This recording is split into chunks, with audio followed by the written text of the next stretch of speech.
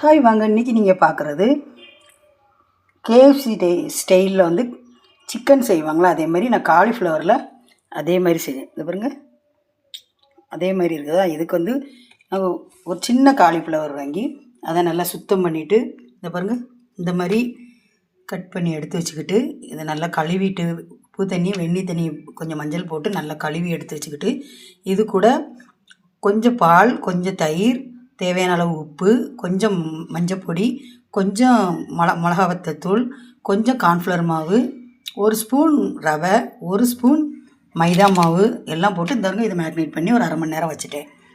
அதுக்கப்புறம் இந்த மாவில் வந்து கொஞ்சம் கார்ன்ஃப்ளவர், கொஞ்சம் மைதா மாவு, கொஞ்சம் உப்பு, கொஞ்சம் மிளகுத்தூள், கொஞ்சம் மிளகாத்தூள் இவ்வளவு நல்லா கலந்து வச்சுட்டு இதை எடுத்து இதில் நல்ல கோட்டிங் கொடுத்து நல்லா பரட்டி எடுத்துடணும். பரட்டி எடுத்துகிட்டு எண்ணெய் காஞ்ச உடனே எண்ணெயில் அப்படி போட்டுடணும். அவ்வளோ வச்சுருக்கேன் பாருங்கள், ஸ்டைலு அதே மாதிரி வந்துருக்கு பாருங்கள்.